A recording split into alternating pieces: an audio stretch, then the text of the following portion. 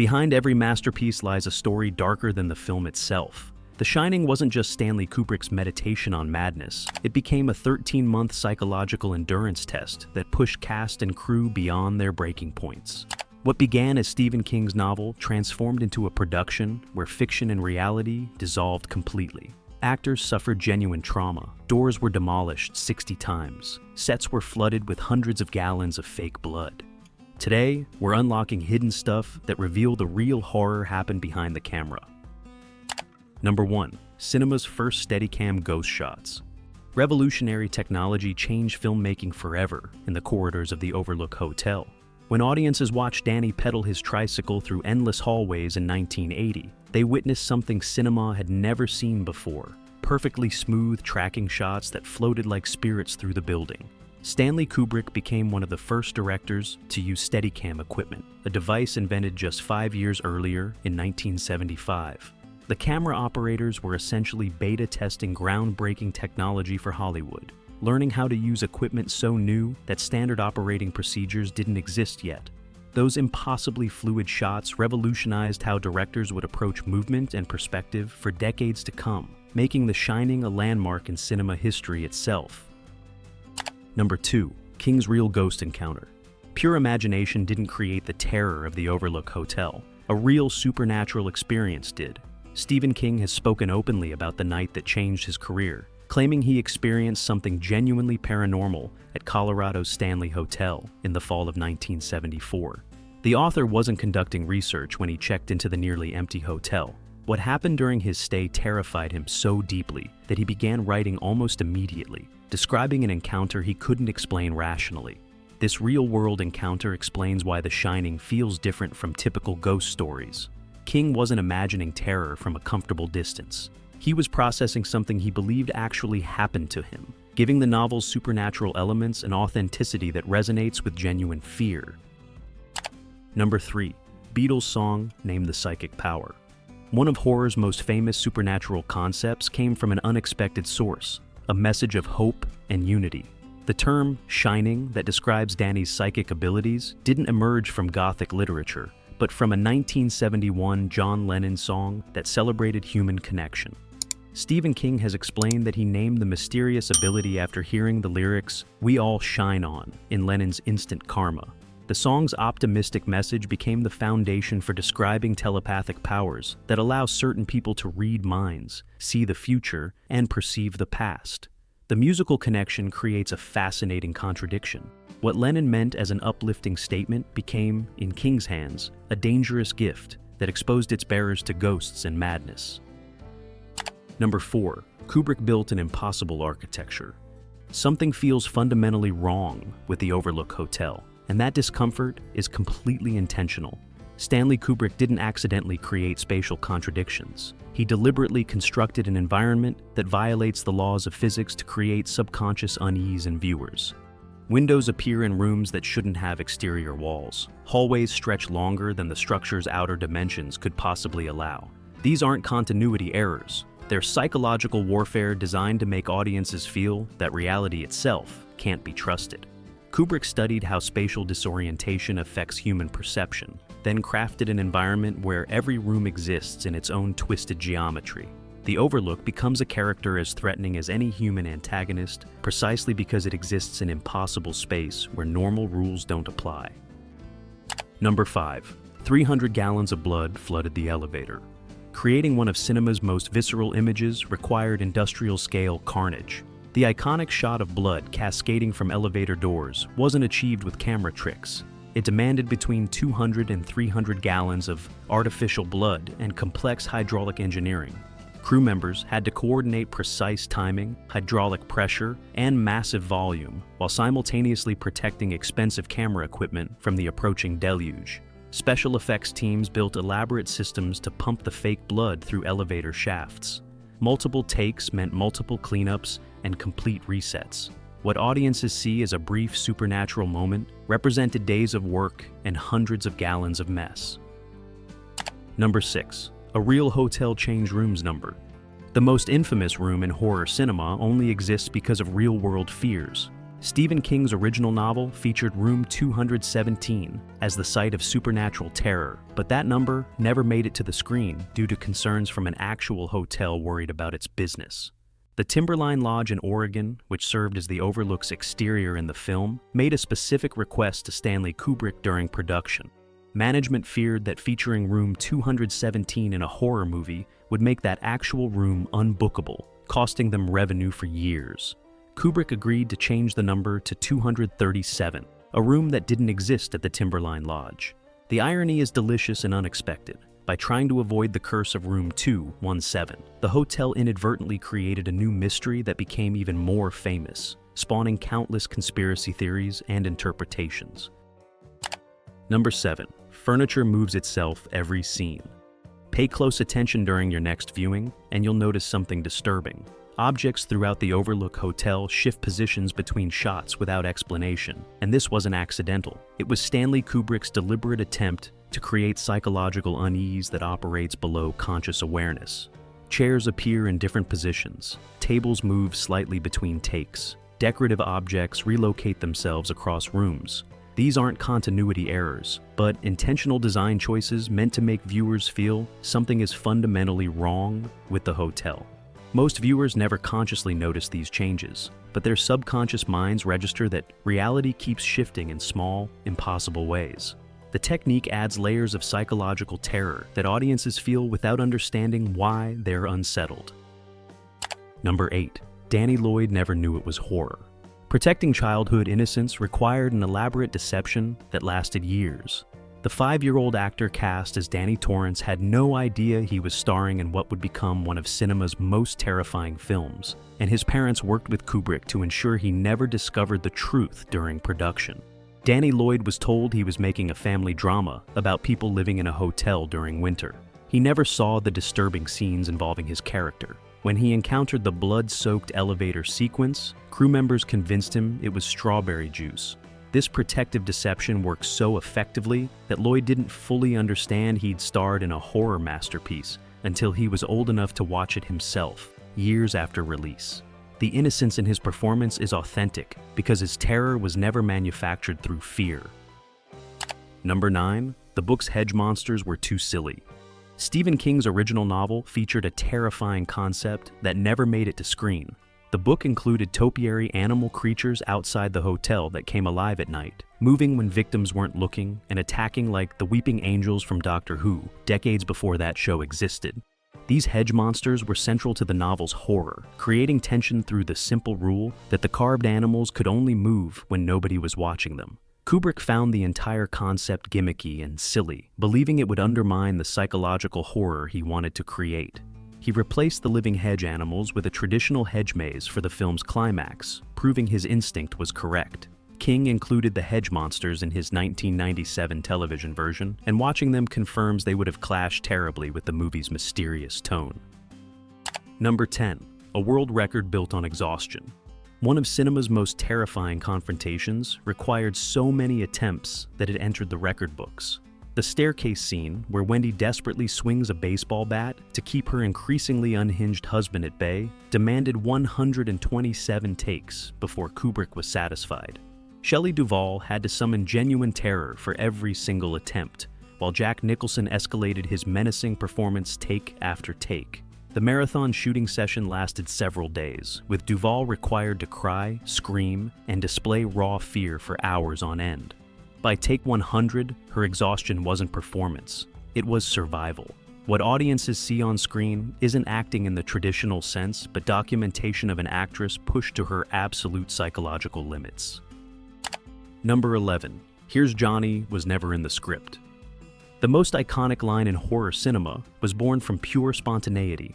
When Jack Nicholson smashed through the bathroom door with his axe, the words he shouted weren't written by Stanley Kubrick or adapted from Stephen King's novel. They emerged from the actor's deep understanding of American television culture and his character's fractured psychology. Nicholson spontaneously referenced Ed McMahon's famous introduction from The Tonight Show, transforming a cheerful TV catchphrase into something genuinely sinister. The improvisation worked perfectly because it revealed how Jack Torrance's mind had devolved to pop culture references and television memories.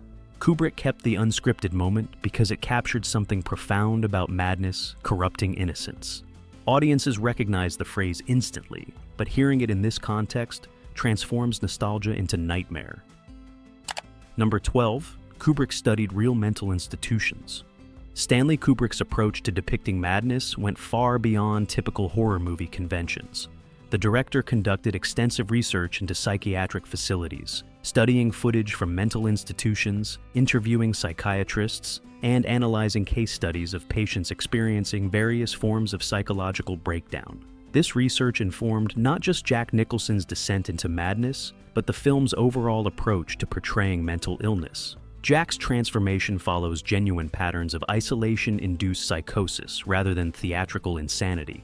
Kubrick understood that real madness is more terrifying than exaggerated performance. By grounding Jack's psychological collapse in actual human behavior patterns, the resulting performance feels genuinely dangerous rather than cartoonish. Number 13. Robin Williams almost played Jack. Imagine a completely different Overlook hotel with a radically different energy. Before Jack Nicholson made the role his own, Stanley Kubrick considered several actors who would have transformed the film's entire character, including Robert De Niro and, surprisingly, Robin Williams and Harrison Ford. The thought of Williams in the role creates a fascinating alternate reality. His manic energy and ability to shift between comedy and darkness could have brought a completely different dimension to Jack Torrance's breakdown. Harrison Ford would have offered another unique interpretation. Nicholson's blend of menace, charisma, and unsettling humor proved perfect for Kubrick's vision. His performance became so definitive that it's nearly impossible to imagine anyone else in the role. Number 14. Jack's Playgirl magazine hints at secrets. Hidden in plain sight lies a detail that opens questions about Jack Torrance's inner life. In a moment so brief that most viewers miss it entirely, Jack sits in the hotel lobby reading a magazine, but not just any publication. He's flipping through an issue of Playgirl, which features content oriented toward those attracted to men. This tiny detail raises immediate questions about the character's sexuality and hidden desires. Why would a married man be casually reading this particular magazine in a hotel lobby? More puzzling still, why does the Overlook even stock this publication? Kubrick rarely included details without purpose, making this brief shot feel intentional. The magazine adds another layer to Jack Torrance's mysteries, suggesting complexities beneath the surface that contribute to his psychological instability. Number 15. The carpet became famous. Some design choices transcend their original purpose to become cultural phenomena. The geometric carpet pattern in the Overlook Hotel achieved something remarkable. It developed its own cult, following completely separate from the film itself, becoming one of the most recognizable designs in popular culture. The distinctive hexagonal pattern appears everywhere now: clothing, phone cases, shoes, doormats, beanies, and even underwear.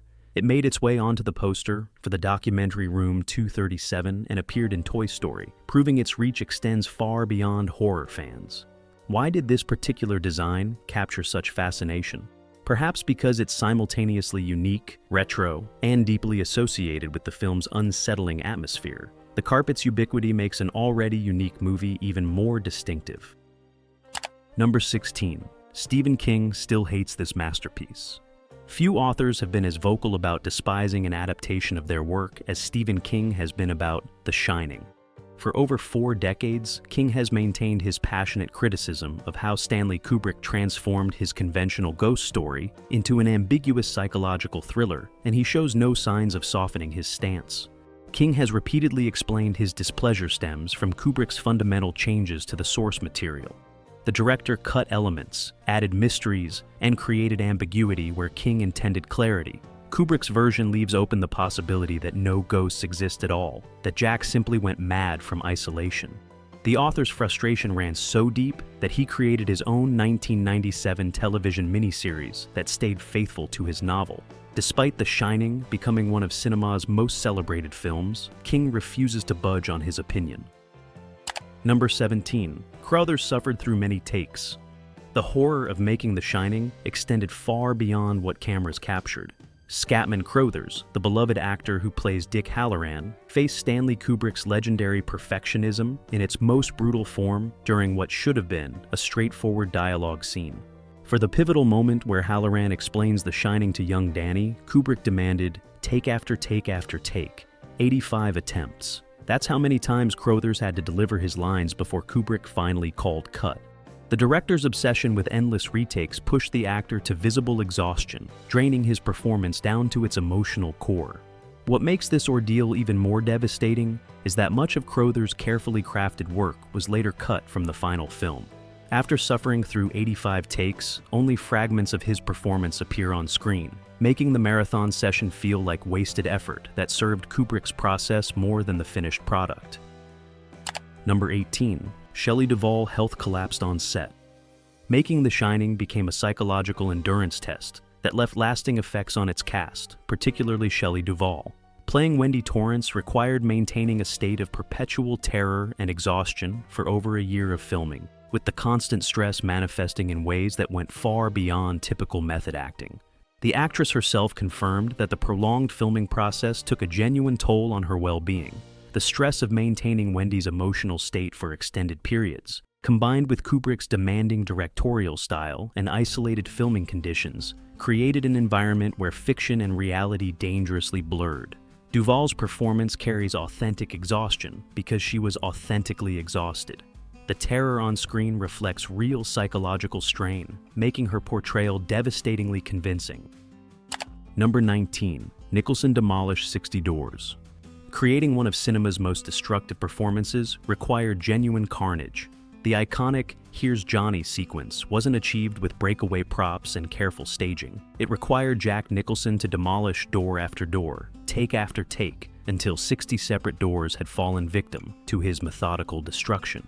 Kubrick demanded perfect timing, perfect angles, and perfect terror for each attempt. The production used a combination of real axes and axe handles with lightweight fiberglass heads. But Nicholson's experience as a volunteer firefighter meant he knew how to handle the real thing. His technique was so authentic that prop masters constantly replaced splintered doors and reinforced the bathroom set. Each swing carried genuine force, genuine rage, and genuine exhaustion. By the final take, Nicholson's performance had evolved from acting to something primal, a man genuinely destroying his environment with each calculated blow, blurring the line between character and actor. Number 20. Kubrick called King about optimistic stories. Before their relationship soured, Stanley Kubrick reached out to Stephen King with a philosophical question that revealed the director's struggle with the material. Despite their later creative differences, Kubrick initially sought King's perspective on whether humans could create truly optimistic stories, or if all literature inherently contains darkness. This conversation wasn't about plot details, but about fundamental questions of human nature and storytelling. Kubrick, known for his scientific rationalism, found himself grappling with how to visualize supernatural horror in a believable way while maintaining his analytical approach. Their discussions explored the nature of evil, psychic abilities, and whether hope could exist in genuinely dark stories. The collaboration ended when their visions diverged too greatly. But Kubrick's initial respect for King's understanding shaped the film's approach before artistic differences destroyed their working relationship. Number 21. Every page shows Jack's madness.